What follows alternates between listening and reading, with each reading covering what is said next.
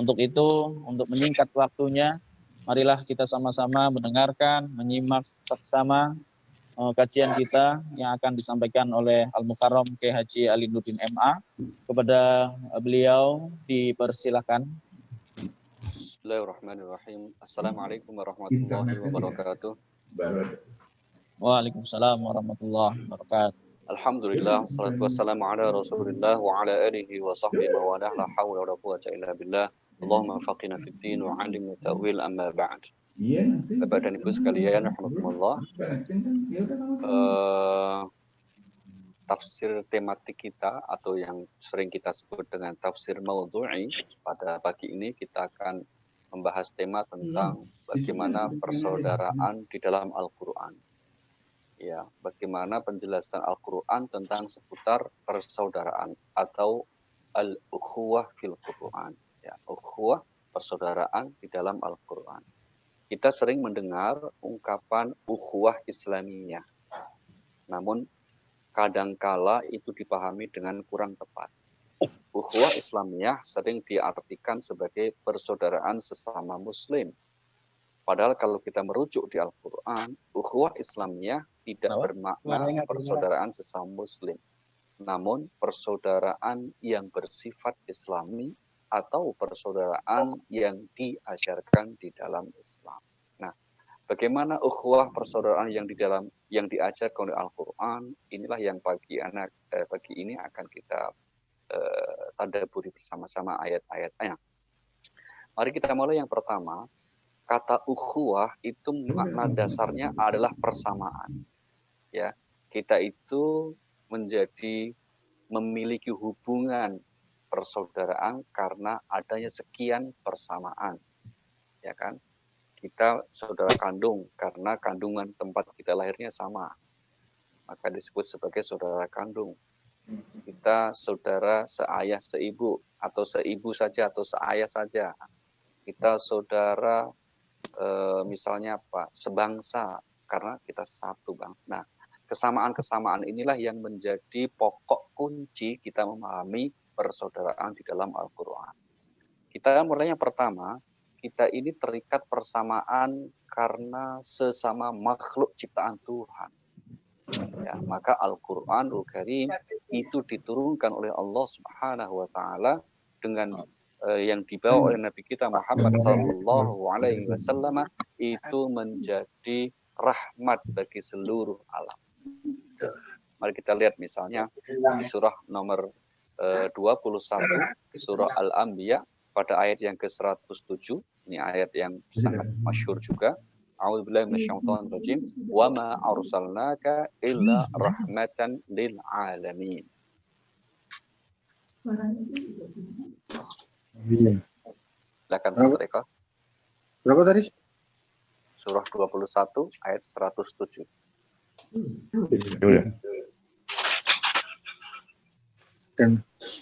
Dan kami tidak mengutus Muhammad melainkan untuk menjadi rahmat bagi seluruh alam.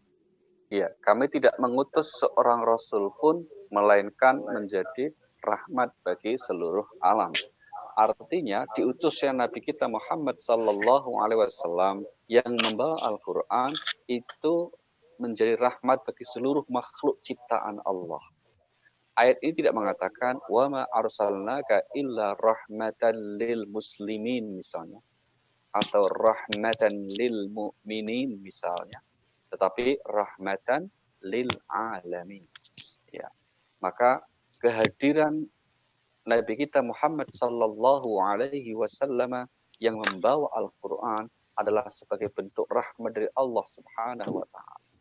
Itulah mengapa Allah Subhanahu wa taala menegaskan di ayat yang lain agar manusia semestinya bersyukur, menunjukkan ekspresi kegembiraannya. Karena apa? Karena telah dikaruniai rahmat Allah yang paling besar, yang paling agung. Ini yang ditegaskan di surah nomor 10, surah Yunus ayat yang ke-58. Di mana Allah berfirman, "Qul bi fadlillahi wa bi rahmatihi fabidzalika falyafrahu huwa khairum mimma yajma'un." Surah Yunus ayat yang ke-58. belum kata.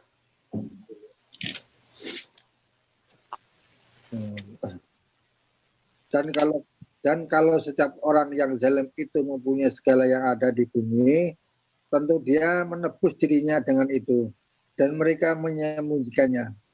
Penyesalannya ketika mereka telah menyaksikan azab itu, kemudian diberi keputusan di antara mereka dengan adil dan mereka tidak dijalimin. Ayatnya 58 ya Pak. Oh, 58? Iya, 58. Bismillah. Katakanlah Muhammad, dengan karunia Allah dan rahmatnya, hendaklah dengan itu mereka bergembira, itu lebih baik daripada apa yang mereka kumpulkan. Terus Mbak Devi ya. Katakanlah dengan karunia Allah dan rahmatnya, hendaklah mereka bergembira, karena itu lebih baik dari apa yang mereka kumpulkan. Apa yang dimaksud karunia dan rahmat Allah itu? Yaitu kehadiran Nabi kita Muhammad Sallallahu Alaihi Wasallam. Itu yang disebut dengan karunia dan rahmat Allah. Dan hendaklah kalian bergembira. Kenapa? Ini menjadi rahmat bagi semua. Nah, kehadiran agama kita, risalah Rasulullah Nabi Muhammad Sallallahu Alaihi Wasallam, kebaikannya, rahmatnya menyentuh seluruh makhluk ciptaan Allah. Maka mereka juga bagian dari yang harus kita hormati. Karena ada kesamaan di sini. Terlebih kalau kita lihat penjelasan Al-Quran bahwa semua makhluk ciptaan Allah keseluruhannya adalah bertasbih. Tapi kita memang tidak diberikan kemampuan untuk dapat memahami cara tasbih mereka. Ini yang Allah tegaskan di surah nomor 17 pada ayat yang ke-44. Di mana Allah berfirman, "Tusabbihu lahu as-samawati as-sab'u wal ardu wa man fihin wa in min syai'in illa yafqahu tasbihahu." Surahnya nomor 17 ayat 44. Bismillahirrahmanirrahim. Langit yang 7, bumi dan semuanya yang ada di dalamnya bertasbih kepada Allah. Dan tidak ada sesuatu pun melainkan bertasbih dengan memujinya. Dan ketika kamu sudah mengerti tasbih mereka, sungguh dia maha pengampun. Iya, tapi kamu tidak mengerti bagaimana cara tasbih mereka. Maka sebagai salah satu ciptaan Allah, ya, COVID-19 ini juga bertasbih nih Bapak Ibu. Tapi kita tidak tahu bagaimana cara tasbihnya COVID. Karena kita yakini bahwa COVID adalah ciptaan Allah Subhanahu wa taala. Meskipun dari sekian informasi sebab munculnya mungkin karena dari lab, karena rekayasa atau teori konspirasi dan seterusnya misalnya, tapi kita sebagai seorang muslim, sebagai seorang mukmin wajib meyakini bahwa ini semua adalah juga hakikatnya ciptaan dari Allah Subhanahu wa taala. Dan mereka semua bertasbih. Tapi sekali lagi kita tidak memahami cara tasbih mereka. Atau tepatnya kita tidak diberikan kemampuan oleh Allah untuk dapat memahami cara tasbih. Maka sekali lagi sewajarnya kalau kita memahami, menghayati bahwa sebagai sesama makhluk, maka kewajiban kita termasuk terhadap benda-benda mati, lingkungan, tumbuhan, binatang, semuanya mendapat sentuhan rahmat Allah dan harus kita berikhtiar menjaganya, melindunginya. Jangan sampai merusaknya, yang itu juga akan justru merugikan diri manusia. Karena apa? Karena seluruh makhluk yang lain yang diciptakan oleh Allah, hakikatnya itu untuk kepentingan manusia. Mari kita lihat misalnya di surah nomor 2, surah Al-Baqarah, ayat yang ke-29, Allah berfirman, "Huwallazi khalaqalakum ma fil ardi jami'an, tsumma istawa ila as-sama' fasawwahunna sab'a samawat, wa huwa bikulli syai'in 'alim." Bismillahirrahmanirrahim. Dialah Allah yang menciptakan segala apa yang ada di bumi untukmu, kemudian dia menuju ke langit, lalu dia menyempurnakannya menjadi 7 langit, dan dia maha mengetahui segala sesuatu. Iya, jadi dialah yang menciptakan segala sesuatu di bumi untuk kalian. Maka kemudian apa? sudah menjadi sebuah keharusan bagi kita sebagai makhluk yang juga ciptaan Allah untuk apa? Untuk menjaga keseimbangan kehidupan. Karena hakikatnya mereka semua adalah juga makhluk yang harus kita jaga eksistensinya, yang harus kita jaga keberadaannya. Maka sekian banyak ayat yang sebetulnya sering disebut di Al-Quran, tapi kurang mendapat perhatian umat Islam khususnya dan manusia pada umumnya. Yaitu apa? Jangan membuat kerusakan. Ya kan? Ini larangan yang tegas di Al-Quran, tapi seringkali sebagian kita menganggap sepertinya tidak berkaitan dengan masalah agama. Jadi masalah agama seringkali hanya dikaitkan dengan masalah ibadah misalnya. Padahal kita menjaga keserasian, keharmonisan sesama makhluk ciptaan Tuhan, itu bagian juga perintah dari Al-Quran. Dan larangan merusaknya, larangan untuk membuat kerusakan, itu juga bagian dari larangan yang ditegaskan oleh Al-Quran. Maka kalau ada terjadi aneka macam bencana di kehidupan manusia, Al-Quran mengatakan apa? Itu disebabkan oleh ulah perbuatan. Mari kita lihat surah nomor 30, surah Ar-Rum, nomor 30 ayat 41. Allah berfirman, A'udzubillahi minasyaitonirrajim, Zaharul fasadi fil barri wal bahri bima kasabat aydin nas liyudhiqahum ba'dalladzi 'amilu la'allahum yarji'un. 30 Mas. Itu ya.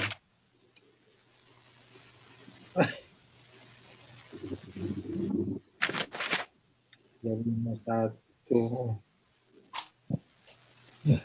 Bismillahirrahmanirrahim. Telah tampak kerusakan di darat dan di laut disebabkan karena perbuatan tangan manusia. Allah menghendaki agar mereka sebagian dari akibat perbuatan mereka, agar mereka kembali ke jalan yang benar. Ya, ini ya, agar mereka kembali ke jalan yang benar. Kalau atau ada bencana, supaya menyadari ada kekhilafan, kekeliruan yang disebabkan oleh olah perbuatan manusia. Baik, kemudian yang kedua Bapak Ibu, ada bentuk persamaan yang mengikat kita sebagai saudara, yaitu apa? Sesama manusia. Ya, kalau tadi sesama makhluk ciptaan Tuhan, ya tumbuhan, masuk benda mati, kemudian binatang. Nah, ada satu ciptaan yang Allah sangat muliakan, Allah sangat bahkan banggakan di hadapan makhluk Allah ciptaannya. Yang lain, yaitu apa? Kita sesama manusia. Ya, manusia, apalagi moyang kita Adam, itu handmade-nya Tuhan, karya unggulannya Allah Subhanahu wa Ta'ala. Maka kemudian kita lihat misalnya penegasan bahwa sungguh kami muliakan anak cucu Adam, yaitu manusia, dibandingkan makhluk yang lain. Ini yang Allah tegaskan di surah nomor 17, ya, surah Al-Isra 17 ayat yang ke-70, ayat yang ke-70, di mana Allah berfirman, A'udzubillahi minasyaitonirrajim, wa laqad karramna bani Adam wa hamalnahum fil barri wal bahr wa razaqnahum minat thayyibat wa faddalnahum ala katsirin mimman khalaqna tafdhila. Dan sungguh kami telah memuliakan anak cucu Adam, dan kami angkut mereka di darat dan di laut, dan kami beri mereka rezeki dari yang baik-baik, dan kami lebihkan mereka di atas banyak makhluk yang kami ciptakan dengan kelebihan yang sempurna. Iya, sungguh kami muliakan anak cucu Adam. Ini menarik Bapak Ibu, ketika Al-Quran menyebut manusia dengan istilah anak cucu Adam. Padahal kan ada bisa redaksi yang lain, misalnya insan, itu juga artinya manusia. Bisa anas, artinya juga manusia. Juga istilah bashar, artinya juga manusia. Tapi kenapa Allah memilih istilah Bani Adam? Sebagai untuk menunjukkan itu adalah manusia. Nah, ayat ini ketika menyebut manusia dengan istilah Bani Adam, untuk mengingatkan kepada kita, semua manusia, apapun latar belakangnya yang berbeda-beda itu, semua berasal dari keturunan yang sama, yaitu Adam alaihissalam. Ya. Sehingga kemudian penggunaan istilah Bani Adam semestinya menyadarkan kepada manusia, kita ini berasal dari keturunan yang sama, dan semua sama-sama mulia, karena semua anak Adam. Maka kita bersaudara, yaitu saudara sesama kemanusiaan. Sehingga kemudian kalau toh kita memiliki latar belakang suku bangsa yang berbeda, warna kulit yang berbeda, itu bukanlah pilihan manusia. Itu adalah ketetapan dari Allah Subhanahu wa Ta'ala. Kita tidak punya kemampuan untuk hal itu kecuali menerima. Maka Allah tegaskan kita tidak punya pilihan. Surah nomor 28 ya, ayat 68 Allah tegaskan prinsip ini. Wa rabbuka yakhluqu ma yasha'u wa yakhtar ma kana lahumul khiyarah. Subhanallahi wa ta'ala amma yusyrikun. Surah 28 ayat 68. 68.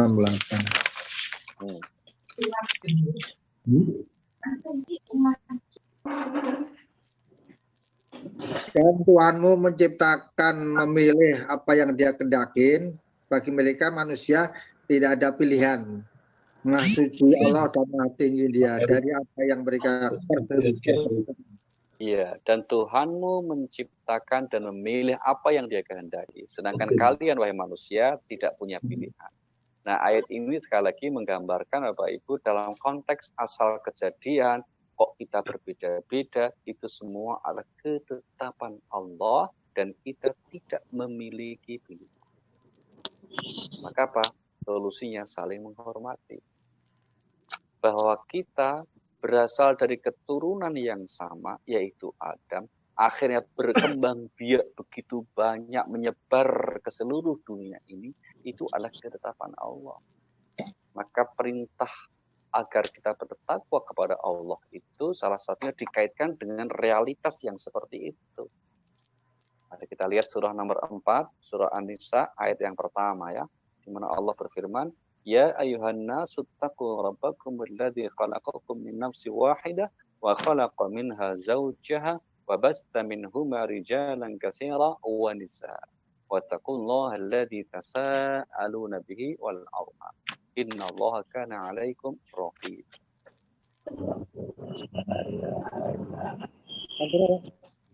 Satu Pak. Surah 4 ayat pertama Pak Dip. Wahai manusia, bertakwalah kepada Tuhan yang telah menciptakan kamu dari diri yang satu, dan Allah menciptakan pasangannya Hawa dan dari dirinya, dan dari keduanya Allah memperkembangbiakkan laki-laki dan perempuan yang banyak. Bertakwalah kepada Allah yang dengan namanya kamu saling meminta, dan peliharalah hubungan kekeluargaan, sesungguhnya Allah selalu menjaga dan mengawasimu. Iya, ayat ini menyebutkan tentang bahwa kita berasal dari keturunan yang sama, ya, sehingga kemudian dimulai dengan perintah untuk bertakwa dan diakhiri untuk perintah bertakwa. Untuk menunjukkan apa? Harusnya manusia saling menghormati karena kita ini saudara, yaitu saudara sekemanusiaan. Bahwa kemudian kita menjadi bersuku-suku, berbangsa-bangsa, itu bukan untuk menunjukkan kelebihan satu sama lain. Baik, saya ulangi. Kita faktanya di dunia ini sejak dahulu sampai hari ini, dan ini para ahli juga bingung ya menjelaskannya bagaimana. Wong Nabi Adam itu dulu kira-kira kulitnya warnanya apa ya? Terus suku bangsanya apa?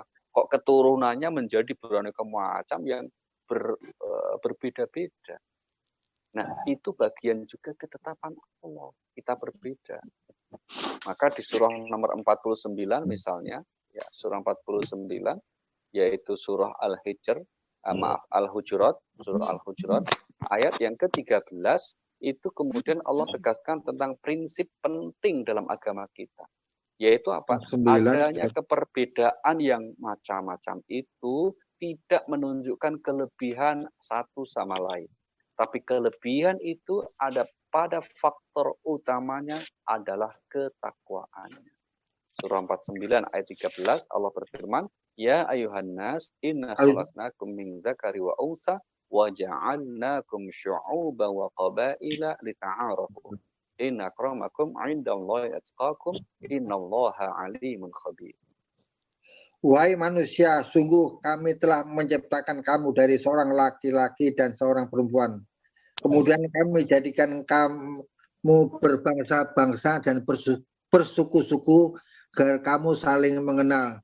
Sungguh yang paling mulia di antara kamu di sisi Allah ialah orang yang saling bertakwa. Sungguh Allah Maha mengetahui, Maha teliti. Iya, sungguh yang paling mulia adalah yang paling bertakwa. Bukan takwa, jangan salah Pak Dip, bukan takwa. Kalau takwa itu takut istri tua. Udah, sekali lagi tuanya Pak. Udah, nggak usah disebut, ini suruh ngulang-ngulang. Ya. Yang paling mulia itu bukan latar belakang suku bangsa apa, warna kulit kita apa, tidak. Kenapa? Karena memang kita tidak punya kemampuan untuk memilih warna kulit tertentu. Bahwa faktanya bahasa warna kulit itu berbeda-beda, itu memang juga telah ditetapkan oleh Allah Subhanahu wa taala. Mari kita lihat surah nomor 30, surah Ar-Rum, ayatnya yang ke-22, Pak Dip. Surah 30 ayat 22. Allah berfirman apa? Wa ayatihi khalqus samawati wal ardi wa ikhtilafu alsinatikum wa alwanikum. Inna fi dzalika la ayatin lil alimin, misalnya. Ini punya ayatnya 30 ayat 22. Dan di antara tanda-tanda kebesarannya ialah menciptakan langit dan bumi. Perbedaan bahasamu dan warna kulitmu. Sungguh pada perdemikian itu benar-benar terdapat tanda-tanda bagi orang yang mengetahui. Ya, perbedaan bahasa dan warna kulitmu ini ketentuan Allah. Maka Bapak Ibu kita terima saja itu. Kalau kita umumnya bangsa Indonesia, suku Melayu, ini warna kulit kita warnanya coklat ya. Ada yang nyebut coklat sawo matang, nggak tahu matang atau mentah. Pokoknya coklat katanya begitu. Terima saja. Nggak usah berlebihan tiap malam mau tidur pakai whitening misalnya. Nah, nggak usah. Kenapa? Itu juga adalah ketetapan Allah kita terima. Kita nggak bisa milih. Itu. Maka dan itu tidak menjadi sisi kemuliaan. Nah, apakah hanya suku bangsa, warna kulit, bahasa yang berbeda-beda? Al-Quran menjawab tidak.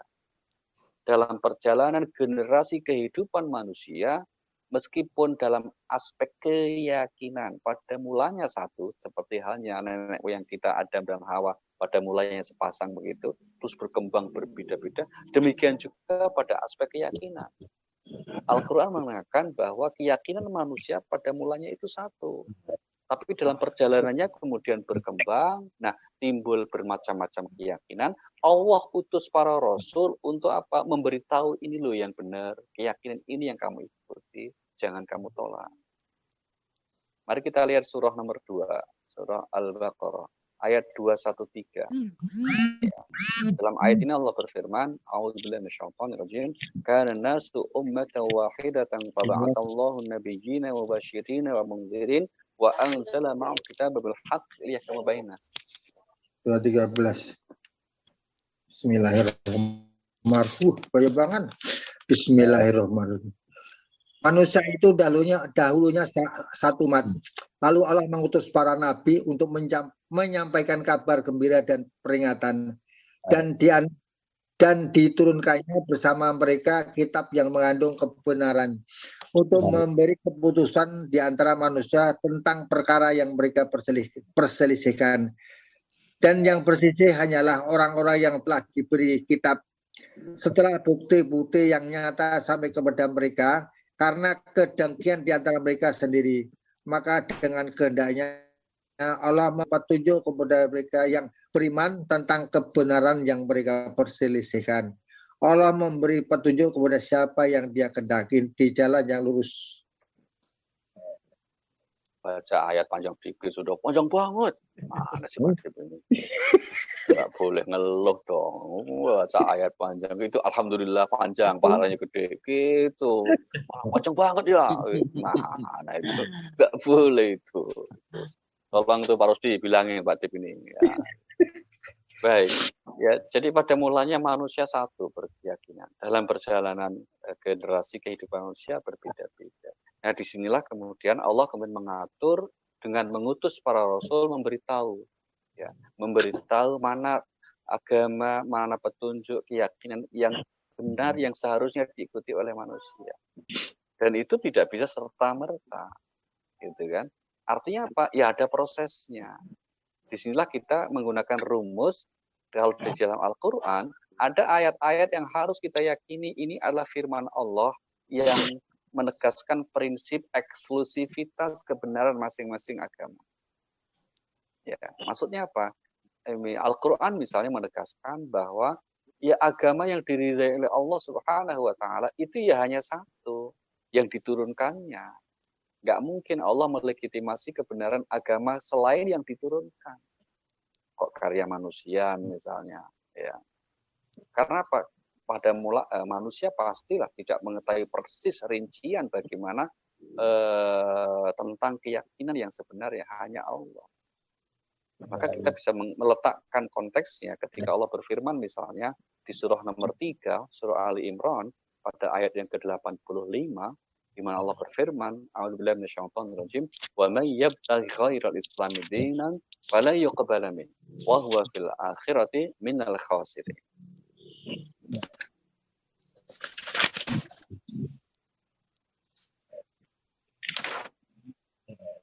Bismillahirrahmanirrahim. Dan barang siapa mencari agama selain Islam, dia tidak akan diterima dan di akhirat dia termasuk orang-orang yang merugi. Ya, ini jelas sebuah prinsip tentang eksklusivitas keyakinan agama kita. Bahwa dalam kita harus yakin tanpa keraguan sedikit pun agama yang diridhai oleh Allah, satu-satunya diterima oleh Allah hanyalah yang diturunkannya, yaitu Islam. Maka Al-Quran juga mengingatkan kita bahwa agama seluruh nabi yang pernah diutus oleh Allah kesemuanya membawa kesamaan akidah, yaitu menyebarkan tauhid. Jadi kita lihat misalnya di surah nomor 21, ya surah 21 ayat 25 Allah berfirman, wa ma arsalna min qablika mir rasulin illa nuhi ilaihi annahu la ilaha illa ana fa'budun. 21-25.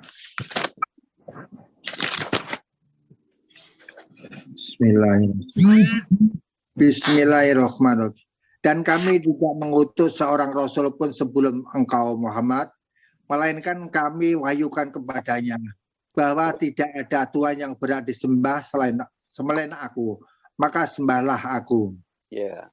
Kami tidak mengutus seorang rasul pun sebelum engkau wahai Nabi Muhammad, ya. Berarti apa? Kecuali mari semua.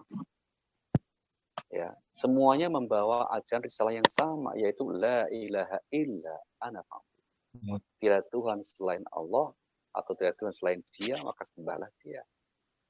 Jadi nabi yang diutus Allah semuanya muslim.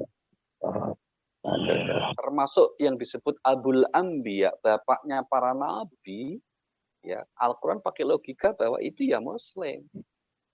Maka di Al-Quran berulang-ulang penegasan Nabi Ibrahim itu bukan Yahudi, bukan Nasrani, tapi karena muslimah, ya seorang muslim.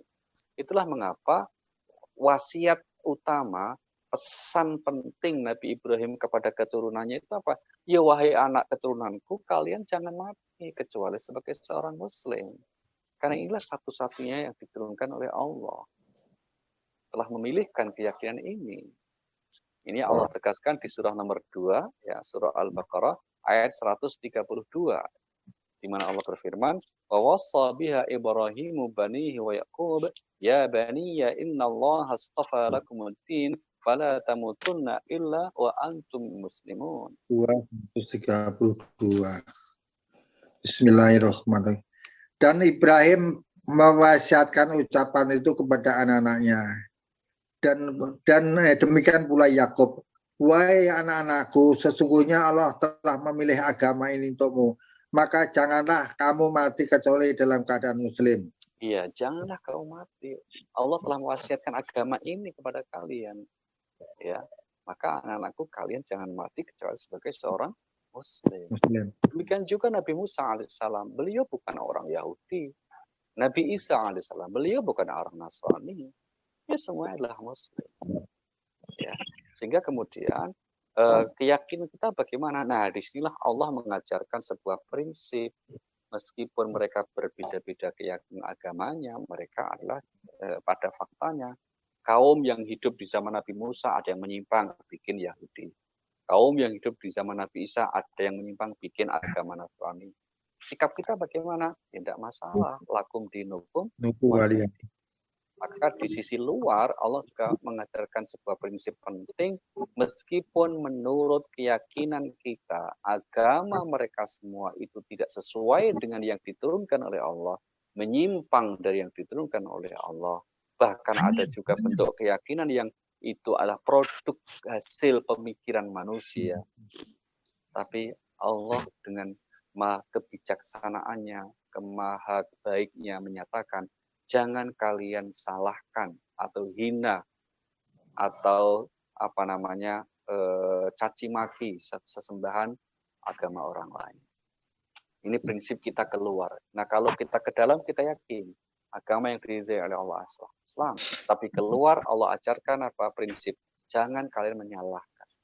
Surah nomor 6 Al-An'am ayat 108 ini Allah berfirman, وَلَا تَسُبُّوا الَّذِينَ يَدْعُونَ مِن دُونِ اللَّهِ فَيَسُبُّوا اللَّهَ عَدْوًا بِغَيْرِ عِلْمٍ كَذَلِكَ زَيَّنَّا لِكُلِّ أُمَّةٍ عَمَلَهُمْ ثُمَّ إِلَى رَبِّهِمْ مَرْجِعُهُمْ فَيُنَبِّئُهُم بِمَا كَانُوا يَعْمَلُونَ.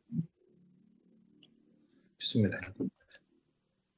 Dan janganlah kamu memaki sesembahan yang mereka sembah selain Allah, karena mereka nanti akan memaki Allah dengan melampaui batas tanpa dasar pengetahuan. Demikianlah kami jadikan setiap umat menganggap baik pekerjaan mereka, kemudian kepada Tuhan tempat kembali mereka, lalu Dia akan memberitahukan kepada mereka apa yang telah mereka kerjakan. Iya, jangan kalian mencaci maki Tuhannya selain Allah. Ya, berarti apa? Karena mereka akan membalas mencaci maki Tuhan kita. Sebuah logika yang sangat sederhana, masuk akal, ya. Kenapa Allah melarang kita untuk menyalahkan, menjelek-jelekkan agamanya orang lain? Karena hakikatnya orang yang dijelekkan itu umumnya akan membalas dengan menjelekkan agama kita. Maka Allah melarang keras ya, termasuk sebagian mungkin mohon maaf ada saudara-saudara kita yang suka atau berdakwah misalnya, mungkin kan latar belakangnya sebagai seorang mu'alaf, itu terkadang konten utamanya, tema pokoknya itu sering menjelek-jelekan agamanya orang lain. Mungkin maksudnya untuk memberitahu kita sebagai muslim bahwa itu salah, agama itu salah begini, tapi itu bisa diterima, ditangkap sebagai salah satu bentuk penjelekan terhadap keyakinan orang lain. Dan itu bukan sikap yang bijaksana. Baik, kita lanjutkan Bapak Ibu. Yang ketiga, ya, ada persamaan yang mengikat kita karena kita ini berasal dari wilayah yang sama, atau yang sering kita gunakan istilahnya saudara sebangsa. Tanah tumpah darah, tanah air kita, yang udara yang kita hirup, ya, tanah yang tempat berpijak, air yang kita minum, berasal dari tempat yang sama, maka kita sebagai saudara sebangsa. Dan itu juga diajarkan dalam Al-Quran. Maka ada satu ungkapan yang masyhur, hubbul watan minal iman, cinta tanah air sebagian dari iman. Ini ungkapan yang bukan ayat, bukan hadis, tapi dari substansinya itu Al-Quran begitu kuat menjelaskan bahwa membela tanah air. Kalau kita diusir dari tanah air kita berhak untuk membela diri. Itulah salah satu izin kenapa Rasulullah diizinkan akhirnya berperang melawan orang-orang musyrik. Ya, itu bukan karena kemusyrikan mereka semata-mata, tapi salah satunya apa? Ketika kamu diusir, Allah mengizinkan kamu itu berperang ketika kamu apa? Diusir dari kampung halaman kamu. Itulah Rasulullah kemudian kenapa diusir kemudian berhijrah. Surah nomor 22 ayat 39-40 itu menjelaskan tentang prinsip ini. Udzina lil ladzina yuqataluna bi annahum zulimu wa innallaha ala nasrihim laqadir. Ya, dua sih. 2239 40. 39.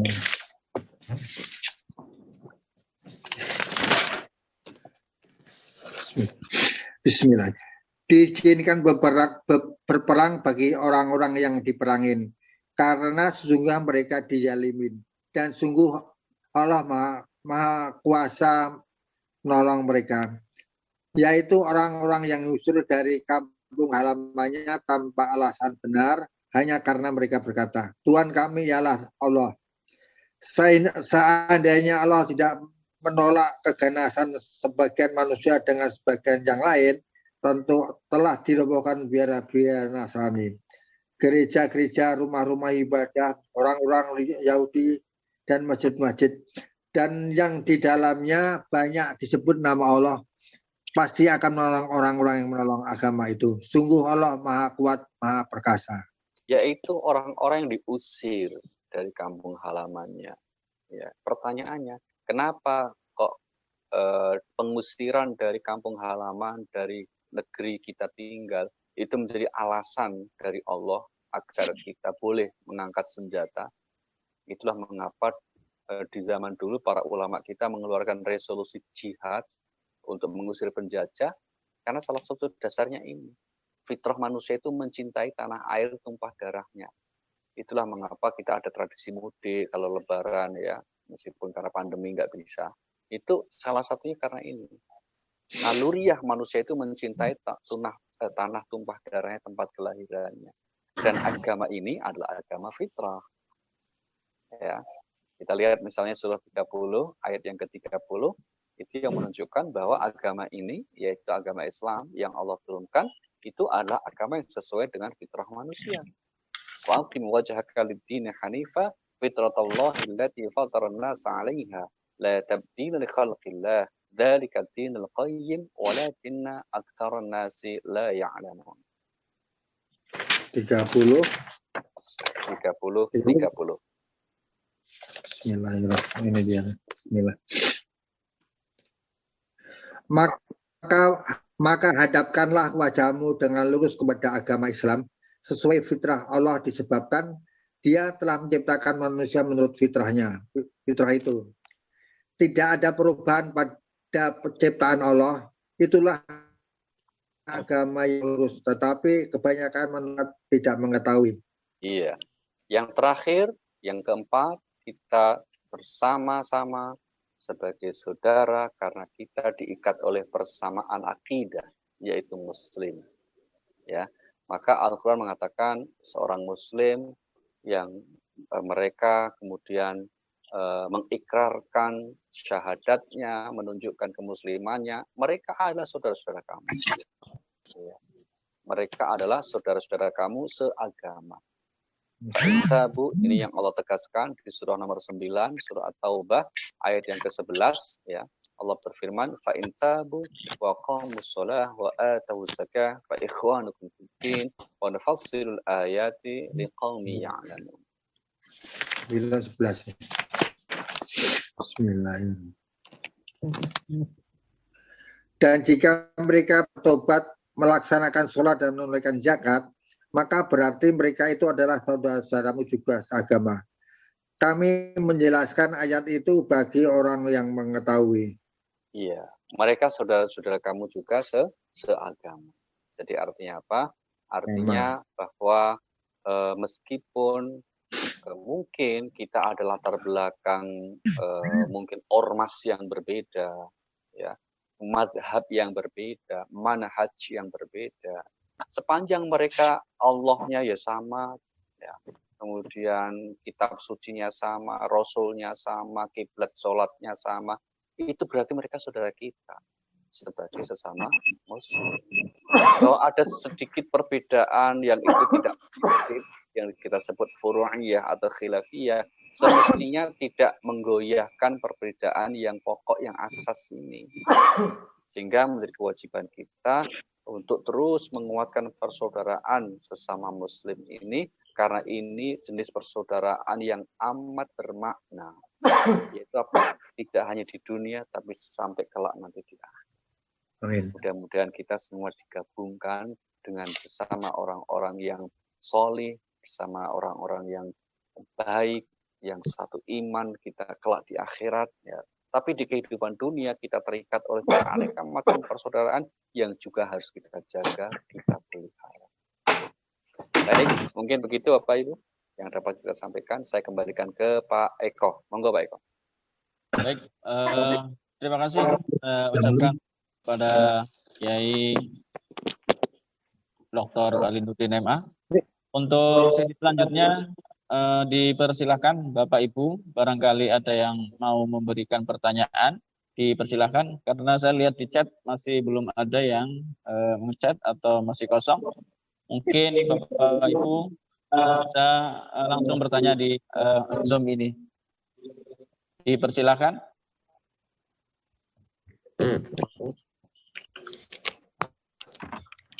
Nah, udah pada banyak semua nih.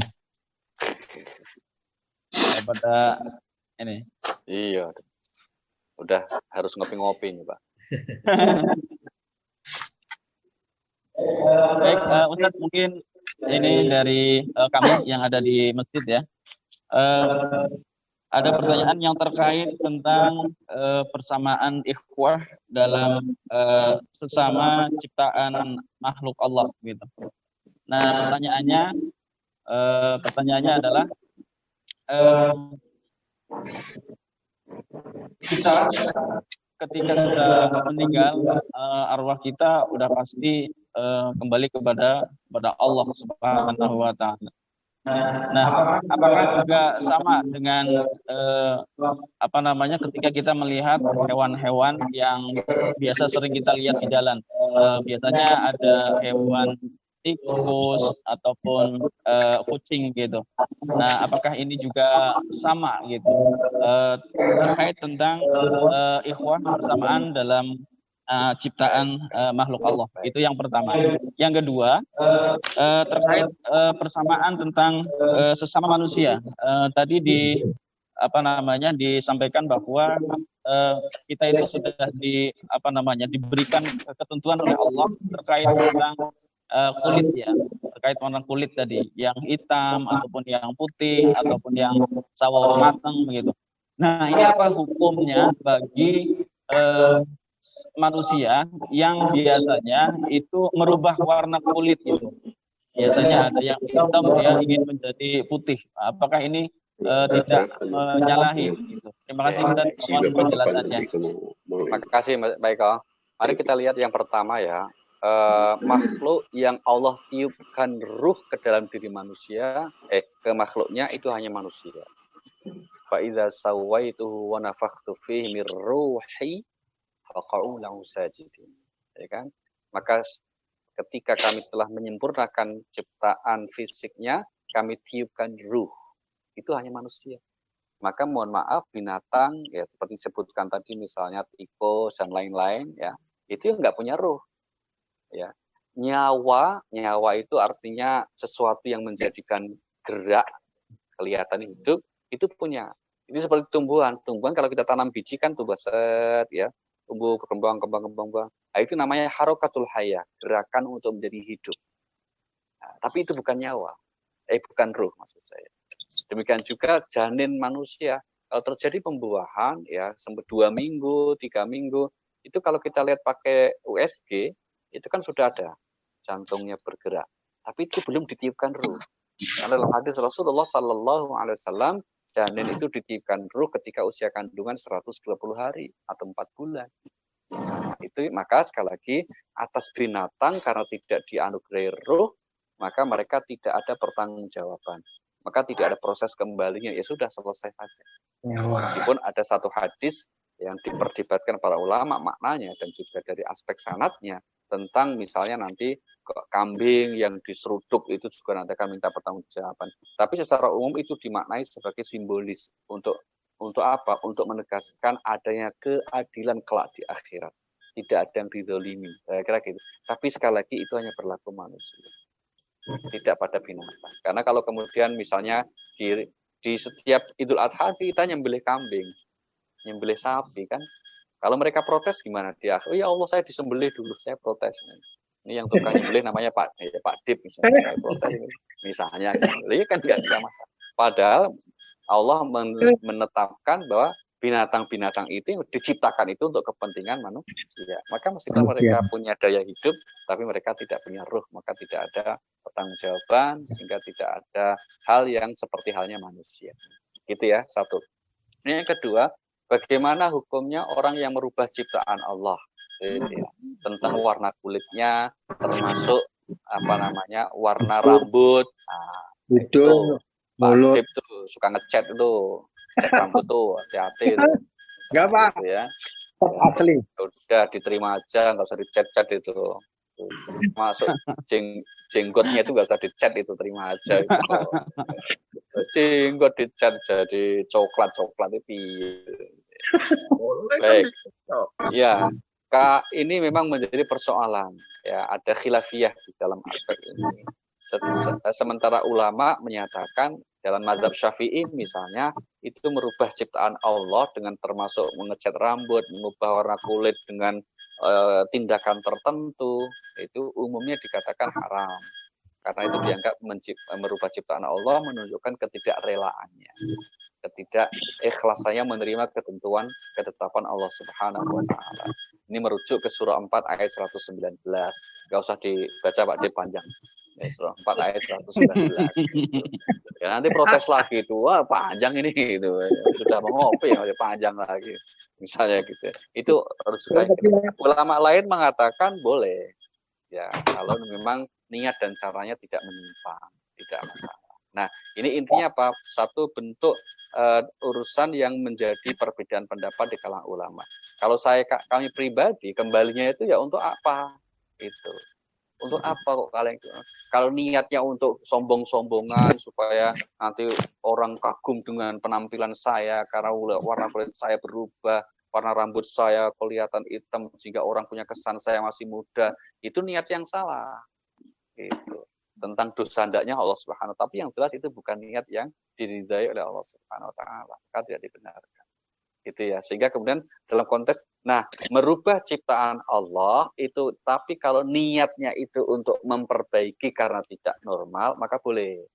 Contoh ada saudara kita yang lahir ya dalam keadaan membawa cacat bawaan, dia bibir sumbing misalnya, terus kita operasi ya, terus kemudian bibir sumbing itu kan kadang kan ngomongnya kan nggak jelas ya, itu maka kita operasi, kita normalkan supaya menjadi normal, itu ngobati namanya, itu boleh ya. Atau kemudian warna kulit kita karena kena, mohon maaf ya, kecelakaan, terbakar, sehingga kemudian kita operasi ya supaya jadi normal, maka itu juga boleh gitu ya.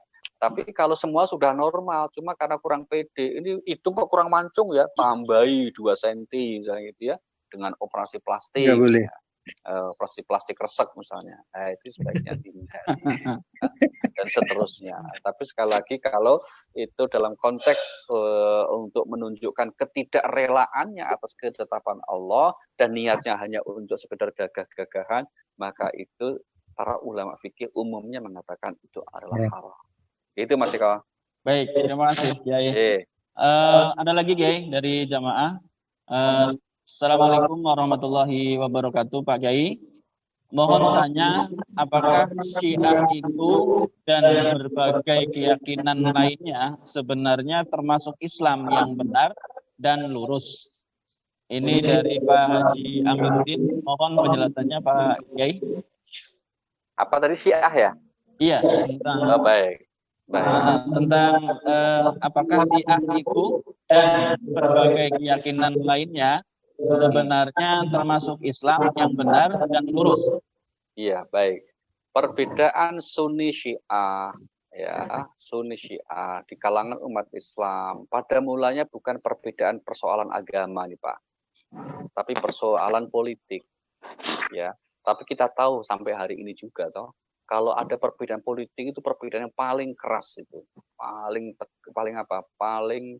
ya keras sehingga kemudian benturannya sangat kuat, korbannya sangat banyak. Nah, bahkan sesama orang kalau kemudian sekarang disebut Sunni Ahlus Sunnah pun itu tega berperang loh. Kita tahu zaman sahabat Ali bin Abi Thalib, Muawiyah, itu kan masih belum ada Sunni Syiah sebetulnya, tapi tega perang dengan Muawiyah dan Ali dengan melibatkan pasukan yang jumlahnya banyak dan umat Islam banyak yang meninggal. Nah, dalam perjalanan waktunya kemudian ini dibumbui mengerucut juga menjadi perbedaan keyakinan Sunni Syiah itu. Nah, maka dalam pandangan umumnya ulama Sunni menyatakan Syiah itu juga berkelompok-kelompok, Pak. Juga berbagai macam firqah, ya, sehingga kemudian ada Syiah yang disebut Syiah mayoritas, itu namanya Syiah Itsna Asyariyah atau Syiah Imamiyah, itu yang ada di Iran dan beberapa negara besar seperti Irak dan seterusnya. Nah, itu kemudian dari beberapa aspek keyakinan mereka, aspek tentang ajaran mereka, itu memang ada yang berbeda dan perbedaan sangat ekstrim. Salah satunya yang sangat membedakan dan itu tidak bisa ketemu dengan Ahlus Sunnah, dengan kaum Sunni, adalah adanya paham sabbus sahabah. Di kalangan Syiah itu menghina, mencaci sahabat itu boleh, bahkan menjadi ibadah. Salah satu bentuk ibadah mereka itu adalah mencaci sahabat-sahabat Nabi. Nah, di kalangan Ahlus Sunnah, para ulama Sunni sepakat, ya, dalam kaidah hadis dikatakan kullus sahabah udul, semua sahabat Nabi itu adil. Maka Allah menyatakan radhiyallahu anhum. Allah ridho kepada mereka. Dari situlah meskipun mungkin ada jelas bukan Nabi, kan ada yang salah, tapi kita tetap menghormatinya, bukan menghinanya. Ini yang paling kentara. Sehingga setiap ada usaha untuk apa yang disebut gerakan at-taqrib bainal madzahib, pendekatan antar mazhab di kalangan umat Islam, maka Sunni Syiah itu salah satu poin pentingnya perbedaan yang belum ketemu di sini. Sehingga ada ungkapan mengatakan kalau orang Syiah bersedia untuk kemudian menghentikan, ya, kemudian tidak melakukan mencaci sahabat, selesai, kita saudara, karena persamaannya banyak. Tapi selama masih itu dilakukan, maka ulama Sunni atau kaum Ahlus Sunnah wal Jamaah tidak bisa terima itu. Nah, yang mana sebetulnya atas itu yang benar? Ya tentu saja kalau dalam perspektif ini kita benar, yakin dengan kebenaran manhaj kita masing-masing. Tapi kalau menurut Allah, ya biar Allah kelak nanti di akhir. Begitu Pak Amir. Terima kasih Mas Eko. Baik, terima kasih Kiai. Ini ada lagi chat, kenyataannya Syiah dan Sunni saling bertentangan bahkan bermusuhan. Mungkin ini sudah tadi ya dijawab ya. Oke, baik, terima kasih Pak Kiai. Mungkin dari jemaah lain silakan Pak Amri. Oke, terima kasih. Assalamualaikum warahmatullahi wabarakatuh. Waalaikumsalam warahmatullahi wabarakatuh. Semoga Pak Kiai, Pak Ali selalu dalam lindungan Allah dan sehat walafiat. Amin. Yang ingin saya tanyakan itu hanya klarifikasi apa yang saya pernah dengar, bahwa ada salah satu hadis dari Rasulullah Sallallahu Alaihi Wasallam yang menganulir, bukan menganulir ya, memperbaiki ayat di dalam suatu Al-Quran, yaitu terhadap wasiat, di mana di dalam Al-Quran kalau seorang anak meninggal dunia, maka ahli warisnya jatuh kepada orang tuanya. Sementara di dalam hadis disebutkan kalau seseorang meninggal dunia, maka yang ahli warisnya jatuh kepada di bawahnya atau anak-anaknya. Mohon penjelasan Kiai, kira-kira apakah konotasi di dalam hal ini merupakan suatu hadis itu tuh lebih bisa merubah dari sisi Al-Quran begitu. Terima kasih, mohon maaf sebelumnya. Dan sebelumnya saya sampaikan bahwa mungkin banyak jemaah yang ingin bertanya, cuma chat di dalam WA ini, di dalam Zoom ini mati, disable. Terima kasih Pak Ustadz atas waktunya. Terima kasih Pak Amri. Baik. Apa yang kita sebut sebagai nasakh dan mansukh ya, saling menghapus ketentuan ya, itu memang teori yang sampai hari ini masih diperdebatkan para ulama. Apalagi kalau yang menghapus atau yang menganulir itu adalah hadis.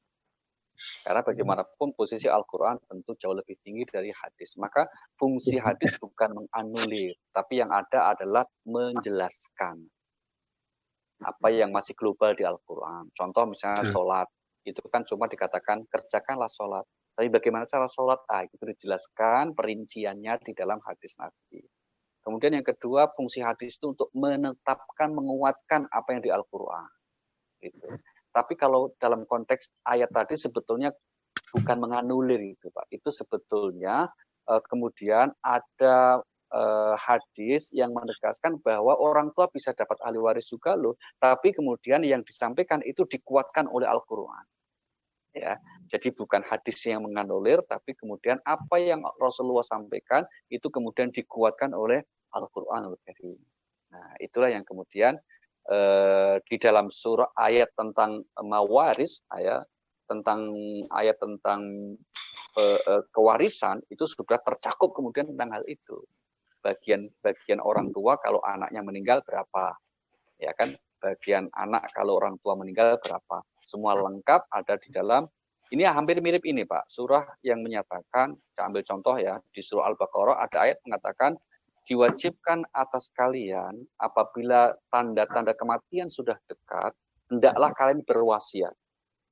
Ya kan? Kutiba alaikum idza hadara ahadakumul maut in taraka khairan wasiyah. Untuk siapa wasiat itu? Lil walidain, kedua orang tua. Untuk siapa? Untuk al-aqrabin, untuk kerabat dekat. Nah, ayat ini yang kemudian menurut sementara orang sudah dihapuskan dengan turunnya ayat waris. Ayat waris yang memberikan rincian secara jelas dan tegas tentang setiap bagian ahli waris termasuk orang tua. Maka tidak berlaku ketentuan wasiat berkaitan dengan harta ya kalau itu terhadap ahli waris. Maka kita tidak boleh berwasiat untuk anak laki-lakiku nanti kasih sekian, promosi sekian. Nggak usah pakai wasiat. Karena apa? Itu sudah ada ketentuannya. Nah, kalau ingin memberi ketika masih hidup itu namanya hibah. Gitu ya. Itu namanya hadiah. Tidak seperti itu. Kalau misalnya mau dikasih lebih gede anak perempuannya silakan saja. Uang itu namanya milik orang tua ya terserah saja. Jadi kembali kepada prinsip tadi, hukum tentang kewarisan ini secara umum sudah lengkap, sempurna di dalam Al-Quran Al-Karim, tapi kembalinya kepada kita, meskipun tentang warisan ini, itu masuk kategori ketentuan hukumnya, namanya hukum yang bersifat irsyadi. Ini Pak Amri ya, irsyadi itu apa? Memberi petunjuk saja, yaitu tidak harus plek seperti yang dikatakan di dalam Al-Quran Al-Hadis tentang warisan ini. Ya, ini berbeda dengan hukum tentang sholat, itu harus plek ya. Plek itu artinya harus persis. Sholat subuh 2 rakaat itu nggak boleh ditambah, Pak. Kan, misalnya biar lebih bagus kita 3, misalnya kira-kira gitu ya. Nggak boleh. Kalau umroh haji ya harus ke Mekah, nggak boleh dipindah ke Boyolali, tadi. Sampai kiamat itu harus tetap ke Mekah. Gitu. Tapi untuk ibadah warisan misalnya, ayat warisan misalnya anak laki-laki 1, anak perempuan 1/2 itu boleh atas kesepakatan musyawarah, tidak harus seperti itu. Satu-satu. Ya, misalnya satu-satu atau bahkan ada kasus misalnya ya ada kakak laki-laki itu tidak mau ambil warisan karena merasa sudah dibiayai bapaknya dengan banyak, akhirnya tinggal tanah sebidang itu sedikit, kata anak laki-lakinya, Pak, udah Dek, kamu ambil aja semua. Aku nggak perlu lagi warisan itu. Itu boleh meskipun nggak dibagi sesuai dengan ketentuan. Karena apa? Warisan itu bukan kewajiban, tapi hak masing-masing. Nah, banyak laki-laki yang kakak laki-laki yang baik seperti itu. Yang bermasalah biasanya istrinya kakak. Nah, apalagi kalau istri yang kedua. Misalnya gitu ya. Maaf lah Pak, ini nggak nyindir loh. Kalau kesindir ya alhamdulillah. Ya, jadi ada contoh lain, hukum keluarga semuanya irsyadi, Pak. irsyadi itu memberi petunjuk saja. Yang wajib mencari nafkah itu suami. Tapi kalau istri ingin nyari juga, asal kerelaan suami, ya boleh. Meskipun itu bukan kewajibannya. Namanya bagi istri sedekah. Demikian juga hukum-hukum keluarga yang berkaitan dengan yang lain. Karena hakikat yang harus menyediakan nafkah itu kata Al-Quran kan suami. Yang menyiapkan makanan, pakaian.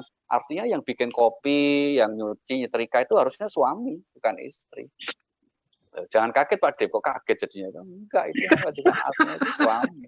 Menurut ayatnya itu.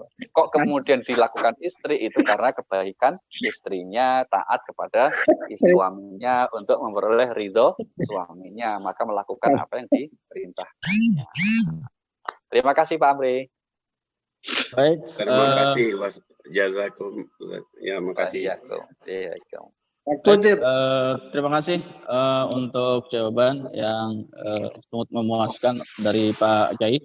Mungkin kalian ini karena waktunya sudah lewat 15 menit, saya kira kita sudah melewati batas di kajian Zoom kita yang sebenarnya jam 6 ya.